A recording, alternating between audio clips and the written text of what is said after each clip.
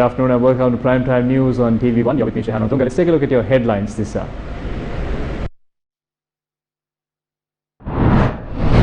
Parliamentary sessions heat up for a second day over Ranjan Ramanayaka's parliamentary seat.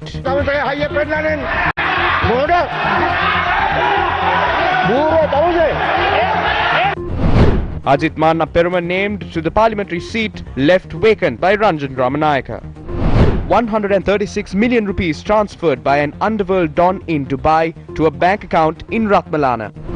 Plans afoot to sell off plots of land in the Bulankulama reserve. Your top story.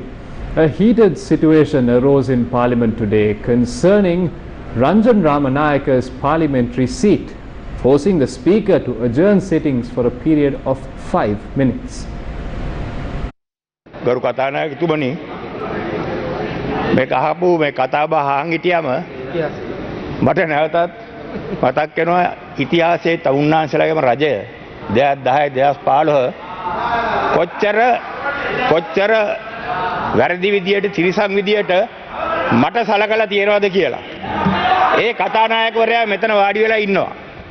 මට කැලෑ උසාවියකින් යුද හමුදාවේ දඩුවමක් දුන්නා. මම මාස 8ක් remand කරගෙන හිටියා හිර කරගෙන. ඒ දඬුවම දුන්නම අපි උසාවි 3කට ඇපීල් කරා. ඇපීල් 3ව තියෙද්දි මට දඬුවම දුන්න දවසේ ඉඳලා මේ කතානායකවරයා මෙතන වාඩි වෙලා ඉන්න. මට පාර්ලිමේන්තුවට එන්න දුන්නේ නැහැ. මම අනුමත කරනවා. කියන්න මයික් එක දෙන්න. මයික් එක දෙන්න. ඔව්. මයික් එක දෙන්න. මයික් එක ගන්න මයික්. එතකොට එන්න අවසර දුන්නේ මමයි. මම සියලුම සමුන්නාංශයේ තීන්දුව අපි මේ ස්ක්‍රීන් මේකේ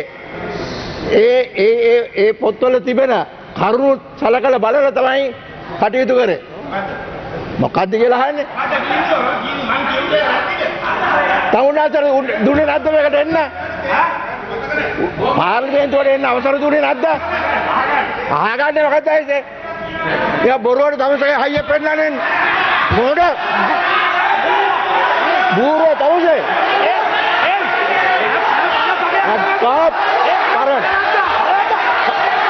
आनो හරි කරුණාකරලා නිශ්ශබ්ද වෙන්න අනිත් එක නිශ්ශබ්ද වෙන්න කරුණාකරලා නිශ්ශබ්ද වෙන්න එලියට පෙන්නන්න හරි බොහොම ස්තුතියි නිශ්ශබ්ද වෙන්න නිශ්ශබ්ද වෙන්න හරි හරි හරි හරි හරි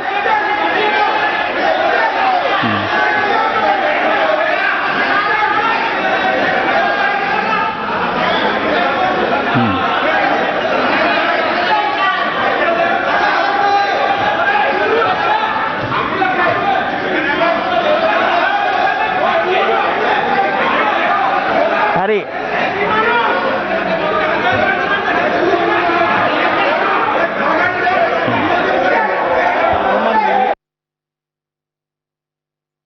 සභාවේ වැඩ කටයුතු විනාඩි 5කට අත්හිටවනු ලැබේ.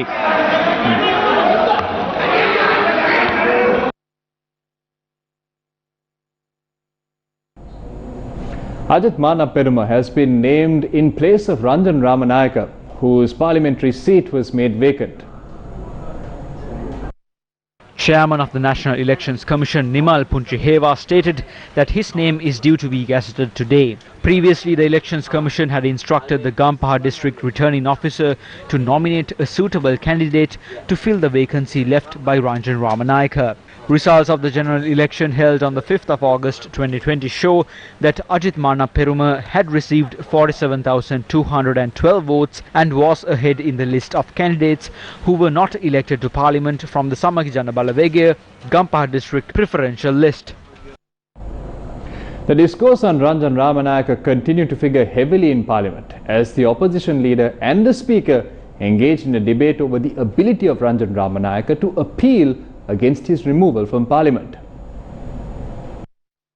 Honorable Ranjan Ramanayaka has every right to appeal the decision of the Court of Appeal. Up until the appeal process commences and an ultimate final verdict is provided by the Supreme Court, it is the decent thing, it is the right thing, it is a convention for this House to ensure that he remains a member of Parliament.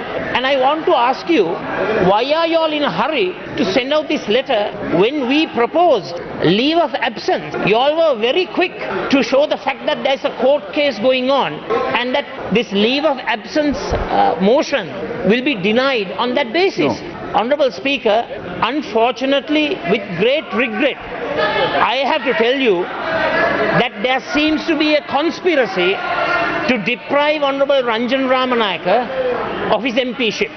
What will happen if the Supreme Court decides that his MPship is to remain, that he is a valid member of Parliament? Are you going to reverse the process? Wait.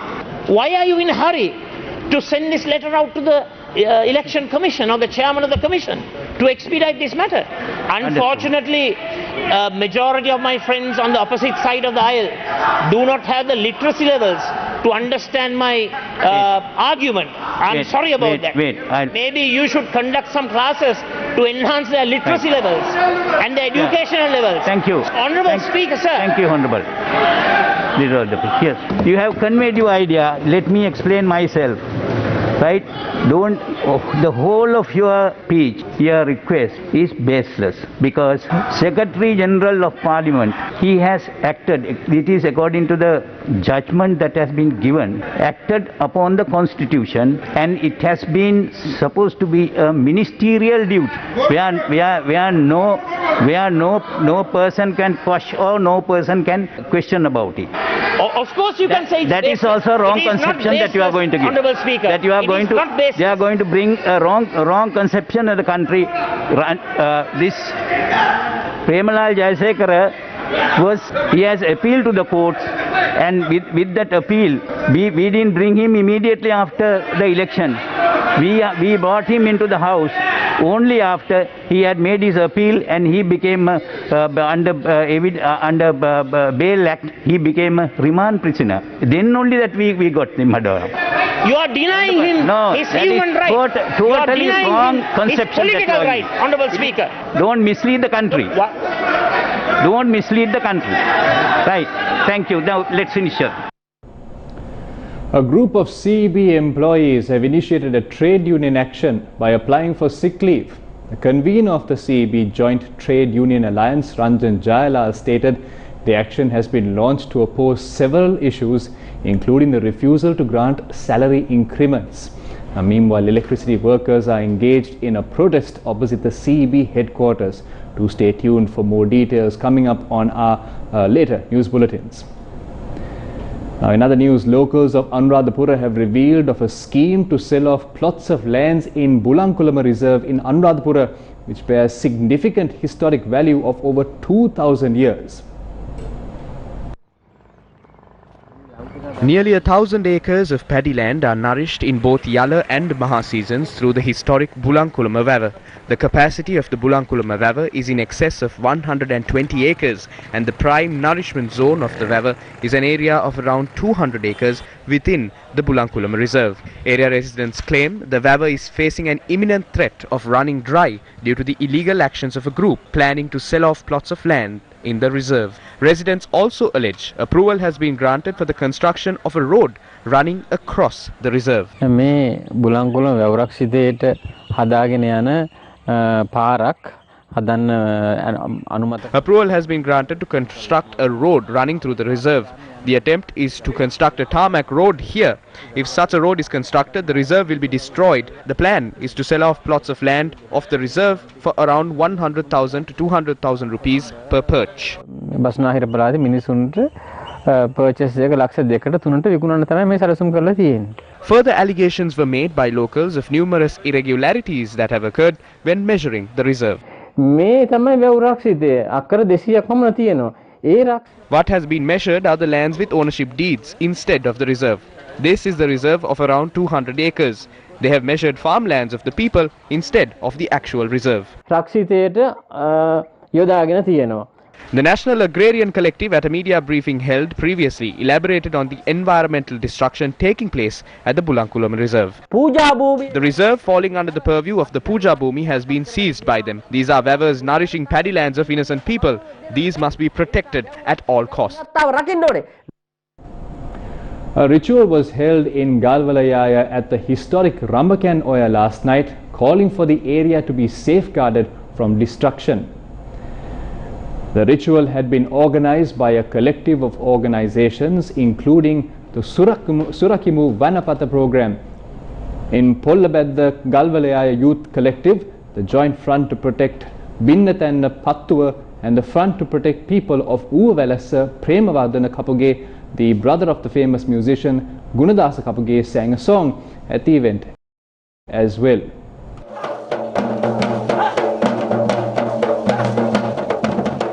මෙහිදී ගායන ශිල්පී ගුණදාස කපුගේ මහතාගේ මහතා විසින් ගීතයක්ද ගායනා කළා.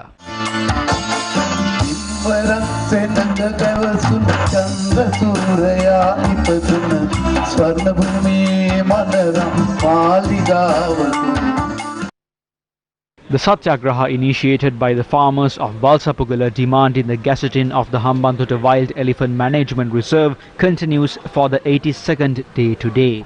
Today is the 23rd day of the satyagraha staged in the Mahiyangane town in support of the Balsapugala farmers in Hambantota. 37 farmers associations have pledged their support towards the movement. Meanwhile, the satyagraha initiated by farmers in Madavachia demanding a solution for the human-elephant conflict is being held in Madavachia for the 21st day today.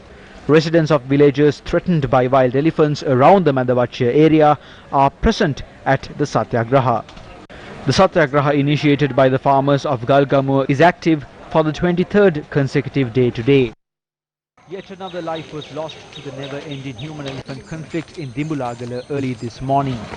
The deceased is a 52-year-old resident of Ratmal Khandia, Siripura of Dimbulagala. The Siripura police say that the wild elephant had attacked him while he was returning home after attending a funeral. The victim had succumbed to his injuries after being admitted to the Dehiyatta Khandia hospital.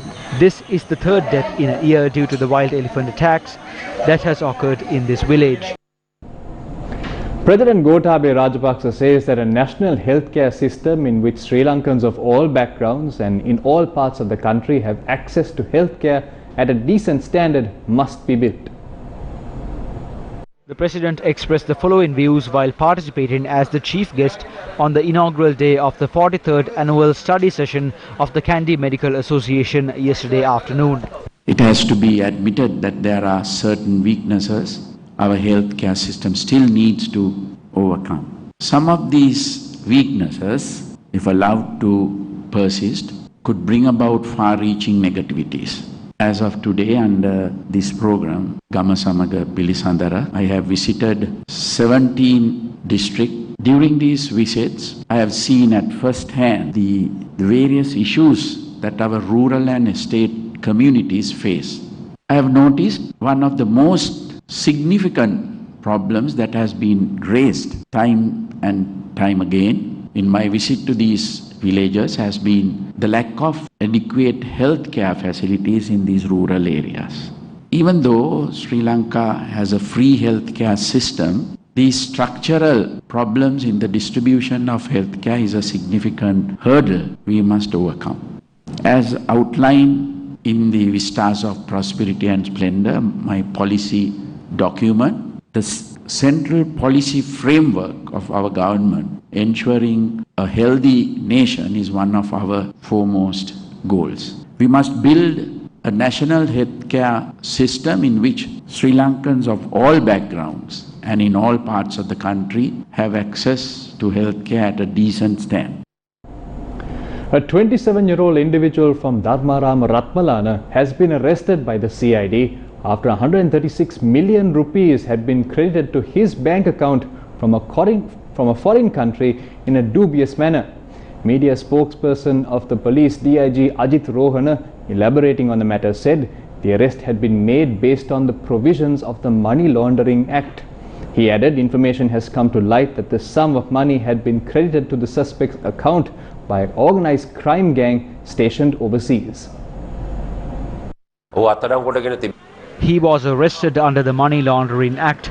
An amount of 136 million rupees has been transferred to an account under his name.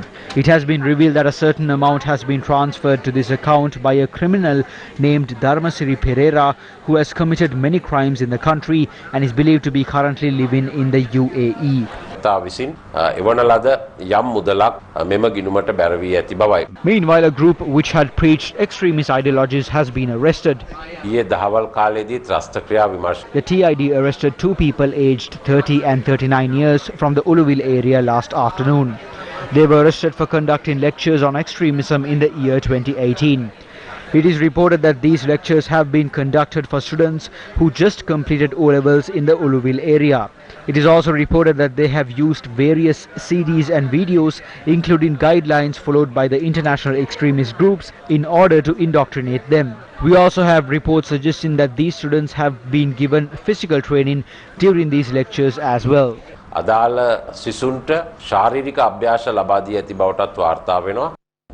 And that wraps up your lunchtime news on TV1. Thank you for watching. Have yourself a great day.